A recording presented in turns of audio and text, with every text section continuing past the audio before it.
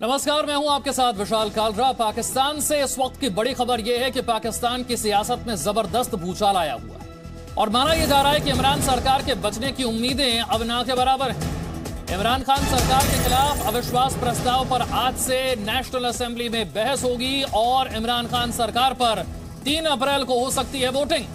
अब दिक्कत यह है कि वोटिंग से पहले इमरान खान के पास सरकार को बचाने के लिए सांसदों की जो जरूरी संख्या है 172, वो बची नहीं है, क्योंकि 2 सहयोगी दल साथ छोड़ चुके हैं। इमरान की पार्टी के अपने नेता भी इमरान का साथ छोड़कर जा रहे हैं। ऐसे में इमरान की सरकार गिरना तय माना जा रहा है। माना जा रहा है कि बस इमरान खान की ये जो दिन है, ये कुर्सी पर कुछ आखिरी दिन बचे। तो पाकिस्तान की सियासत से जुड़ी जो बड़ी खबरें हैं, 6 बड़ी खबरें 6 तस्वीरों में हम आपको दिखा रहे हैं। पाकिस्तान की सियासत में आज क्या होने जा रहा है, इस पर सबकी नजर है। अविश्वास प्रस्ताव पर नेशनल असेंबली में आज से बहस होगी। इमरान कह रहे हैं कि फौज की वजह से ही पाकिस्तान जो है सो है।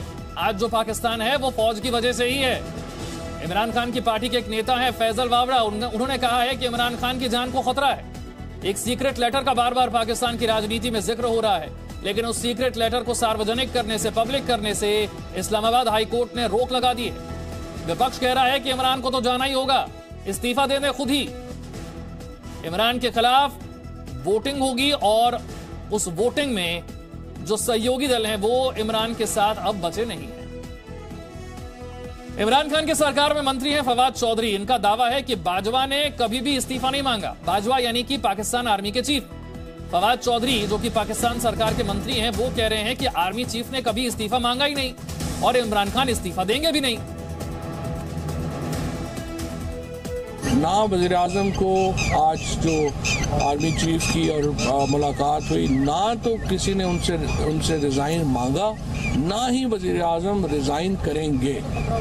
आखिरी बॉल तक गेम जाएगी और इंशाअल्लाह ताला इस वक्त जो सूरत हाल है वो 92 के वर्ल्ड कप पर है। लग रहा है हम पीछे है नहीं पीछे। अब सब कुछ हाथ से निकल चुका है, पानी पुल के नीचे से भी गुजर चुका है और तेरे लिए चाटने के लिए भी एक बूंद नहीं रह गया है। अगर आपके अंदर कुछ भी अखलाकियात का आपके अंदर है, आपको आज इस्तीफा दे देना चाहिए, क्योंकि इस वक्त हमारी तादाद इस वक्त 175 की है, जबकि हमें ज़रूरत सिर्फ 172 की है। और फवाद चौधरी ने तो यह भी कहा है कि हम फौज की इज्जत करते हैं और फौज के साथ मिलकर काम करना चाहते हैं। पाकिस्तान की फ़ौज, उसकी क़यादत, उसका जो एहतराम है, उसकी जो एक कह लीजिए कि उसका जो एक मुकाम है, उसको हम पूरा रिकग्नाइज करके इस इमरान खान का एक ही तो एडवांटेज है। इससे पहले जो भी हमने देखा, नवाज शरीफ का क्या प्रॉब्लम था, इदारों को फतह करने के चक्कर में रहते थे। हम इदारों के साथ मिलकर काम करने को जो है वो अपना समझते हैं, मुद्दा समझते हैं और इसी के मुताबिक हम इंशाल्लाह आगे भी चलेंगे। वज़ीर आज़म साहब के पास कोई ऑप्शन नहीं रहा, वो वज़ीर आज़म नहीं रहा।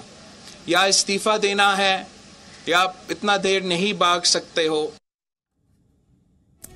पाकिस्तान से 2 खास मेहमान पाकिस्तान की राजनीति पर बात करने के लिए हमारे साथ जुड़ रहे हैं। पॉलिटिकल एनालिस्ट डॉक्टर अमजद अयाब हमारे साथ हैं और सीनियर जर्नलिस्ट राना अली जोहेब हमारे साथ हैं।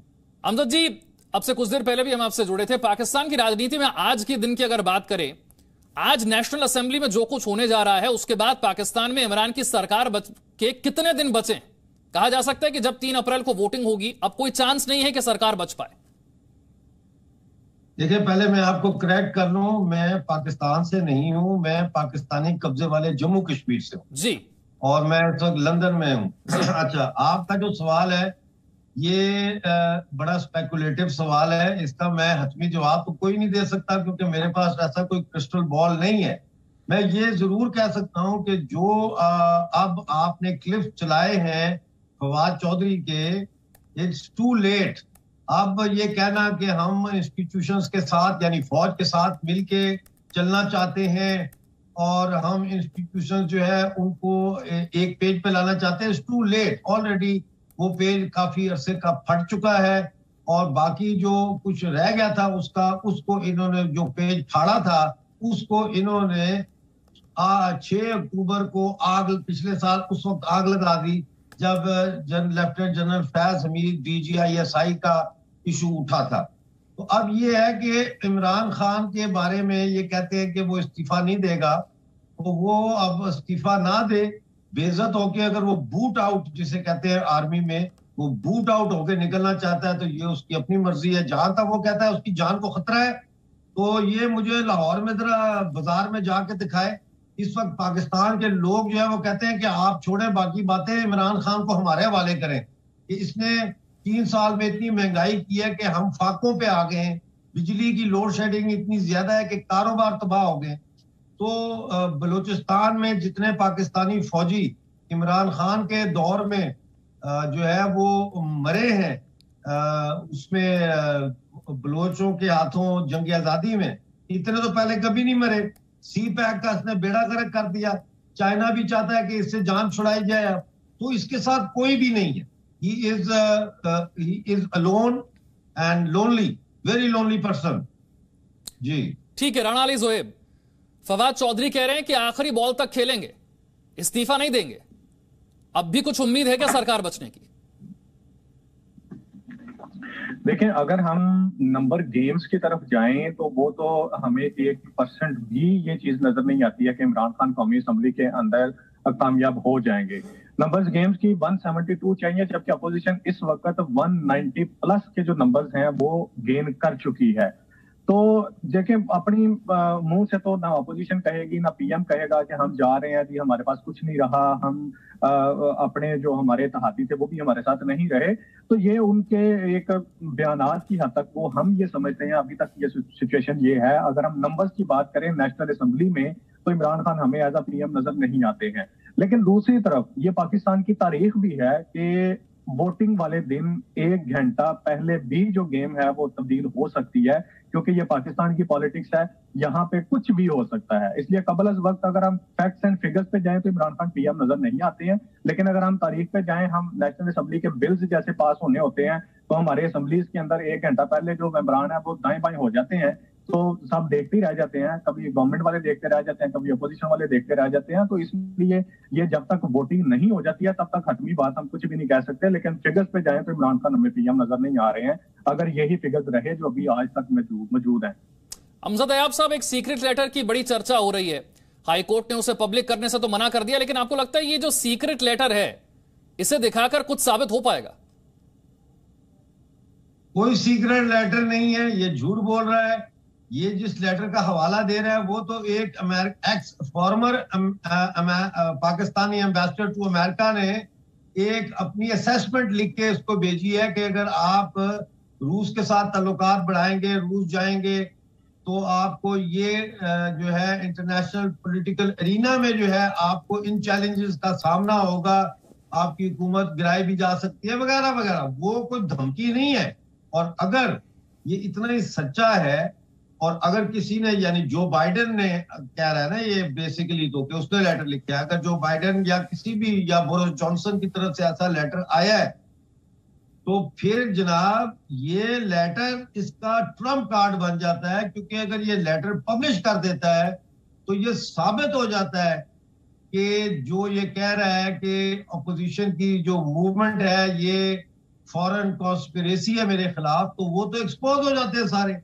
लेकिन जब ऐसा कोई लेटर ही नहीं है, जब ऐसी कोई हकीकत ही नहीं है, और कल यूरोपियन यूनियन ने भी कह दिया है कि हमें इस किस्म के किसी लेटर के बारे में कुछ पता नहीं है, तो ये एक हैबिचुअल लायर है। ठीक है, ये आप कह रहे हैं कि ऐसा कोई लेटर है नहीं। फिजा खान भी हमारे साथ जुड़ गए। फिजा, वाकई क्या ये कोई ऐसा लेटर है भी सही जिस सीक्रेट लेटर की बार बार इतनी चर्चा हो रही है?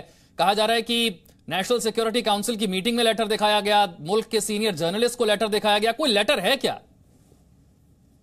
देखिए, बहुत शुक्रिया। लेटर की जो अभी तक बात चल रही है वो तो जाहिर सी बात है, जो हाई ऑफिशियल्स हैं मुल्क के, नेशनल सिक्योरिटी काउंसिल है, आर्मी चीफ हैं और कुछ ऐसे पॉलिटिशियंस हैं जिनको दिखाया गया है। क्योंकि जो लेटर है वो मुल्की मफाद में आप किसी को दिखा नहीं सकते, आम पब्लिक को अभी इशू नहीं कर सकते, चीफ जस्टिस को दिखाने की बात की जा रही है। और उसके बाद जो अपोजिशन है उसके साथ बैठ के ये मामला तय होंगे कि ऑपोजिशन को दिखाना है या नहीं दिखाना है। क्योंकि देखिए, मुल्क की सॉवरेनिटी की बात आ जाती है जब, तो बहुत सारे ऐसी चीजें होती हैं जिसपे आपको स्टेप बैक करना पड़ता है। अभी हम भी इस मामले में क्लियर नहीं है एज अ जर्नलिस्ट के क्या ये लेटर वाकई है या नहीं है, लेकिन मुल्क का अगर प्राइम मिनिस्टर इतनी बड़ी बात कह रहा है कि हमारे मुल्क को खतरा है और धमकी आई है, जो कि पिछले अगर हम देखा जाए तो जब भुट्टो साहब की हुकूमत थी पीपल्स पार्टी की, तब भी इस तरह की धमकियां आती रही हैं उनको, और उसके बाद जो है उनका अंजाम क्या हुआ तो सबके सामने। इसी वजह से इसी बात को सामने रखते हुए प्राइम मिनिस्टर साहब ने ये कहा है कि ये मुल्की मफाद में दिखाना अभी मुल्की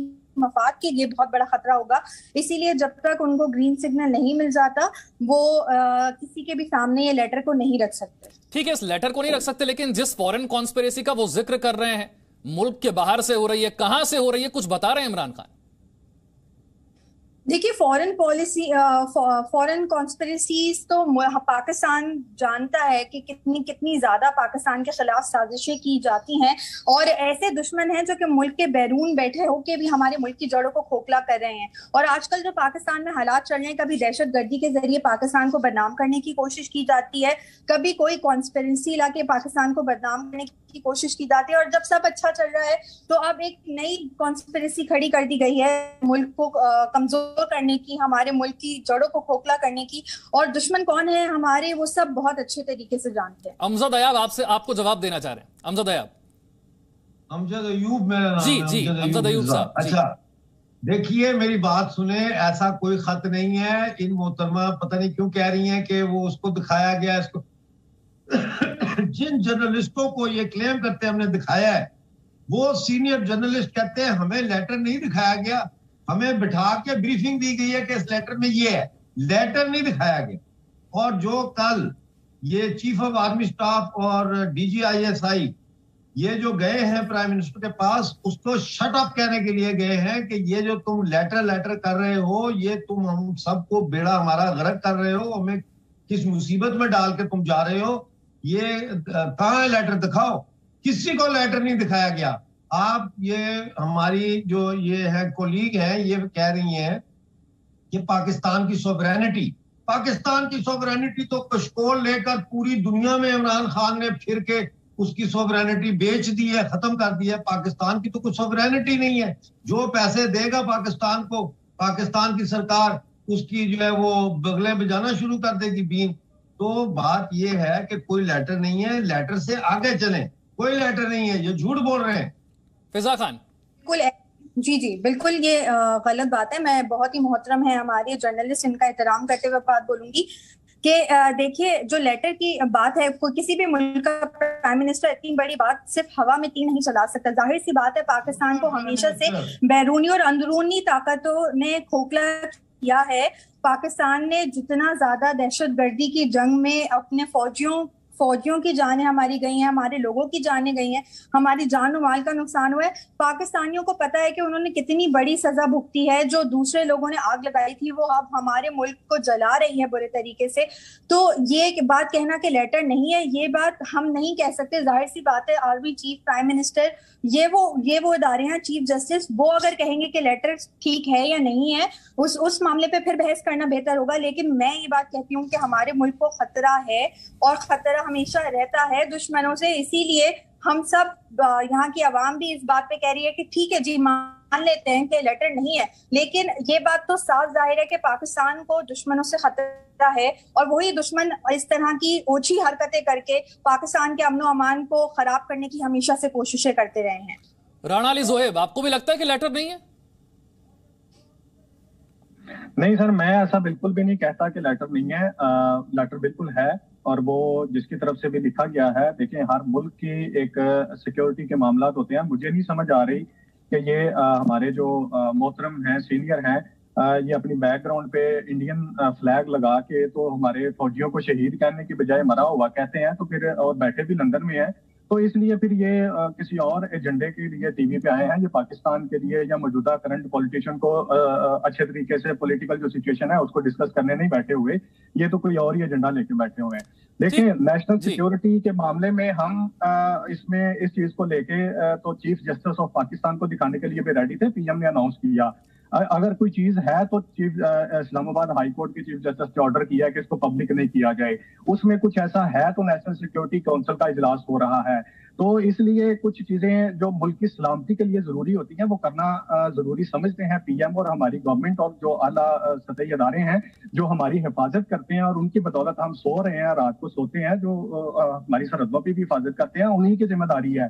तो जो इंटरनल सिक्योरिटी मामला है उन्होंने उसको भी देखना है। मुल्क से बाहर बैठ के इस तरह की बातें करना और कॉन्फ्रेंसेस में शामिल होना ये बड़ा आसान होता है, लेकिन मुल्क के अंदर बैठ के इस चीज को फेस करना बड़ा मुश्किल होता है। हमें लेटर बिल्कुल मौजूद है, उसके अंदर सारी चीजें भी मौजूद हैं, इसलिए ठीक है। अभी आप भी कह रहे हैं कि पक्के तौर पर नहीं कहा जा सकता कि लेटर है या नहीं है, लेकिन फिजा खान चलिए लेटर है या नहीं ये बात एक तरफ रखते हैं, लेकिन सरकार को बचाने के लिए जो नंबर्स चाहिए नेशनल असेंबली में, मेंबर्स की जो संख्या चाहिए, क्या वो इमरान सरकार के पास है? अब आपको लगता है जब वोटिंग होगी तो वो नंबर्स होंगे उनके पास? देखिए नेशनल असेंबली, सॉरी आप जी फिजा आपसे सवाल है जी। नेशनल असेंबली के नंबर्स की ठीक है, जो आप नंबर्स की बात कर रहे हैं वो नंबर्स हमारे कभी ऊपर जा रहे हैं कभी नीचे जा रहे हैं, लेकिन अगर आप अवाम की सपोर्ट देखें, क्योंकि इमरान खान ने जो हमारे प्राइम मिनिस्टर साहब हैं जिस तरीके से उन्होंने केपी के गवर्नमेंट के लिए काम किया और बहुत सारे ऐसे इनिशिएटिव्स लिए, उसके बाद अवाम की एक बहुत बड़ी तादाद है जो उस वक्त उनको सपोर्ट कर रही है पाकिस्तान में, और वो नहीं चाहती कि प्राइम मिनिस्टर साहब इस जगह से जाएं। इसी वजह से आप देख रहे होंगे कि इस वक्त बहुत ज्यादा कशीदगी चल रही है, कोई भी चीज बहुत क्लियर नहीं है।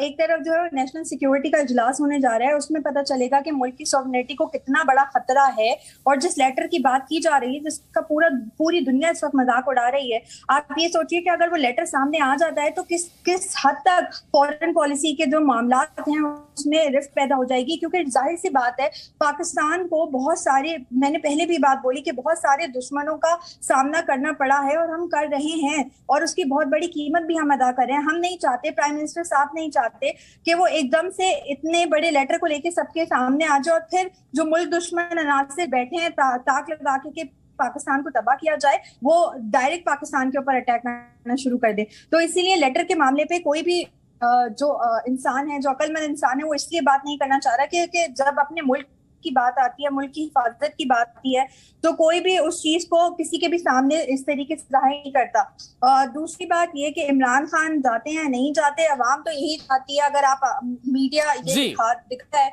कि इमरान खान जा रहे हैं, लेकिन अवाम की अगर राय ली जाए तो अवाम इमरान खान के साथ है। बाकी देखते हैं कि पॉलिटिक्स में आपको पता है शतरंज की चालों की तरह चालें चली जाती हैं, कब किसका पलड़ा भारी हो ये हम कह नहीं सकते। चलिए, मतलब लेटर है या नहीं सीक्रेट लेटर ये तो खुलकर अभी साफ तौर पर कहा नहीं जा सकता, लेकिन जो नंबर्स हैं सरकार बचाने के लिए, वो नंबर्स तो फिलहाल इमरान खान के पास नजर नहीं आ रहे हैं। देखना है कि जब वोटिंग होती है नो कॉन्फिडेंस मोशन पर, तब तक इमरान रुकते हैं या उससे पहले ही अपना रेजिग्नेशन देते हैं। बहुत बहुत शुक्रिया फिजा खान आपका हमारे साथ जुड़ने के लिए, डॉक्टर रमजद अयूब और राणा अली जोहेब हमारे साथ इस चर्चा में शामिल होने के लिए। वक्त एक छोटे से ब्रेक का है। Presenting B News app available on Google Play and App Store. Download it now.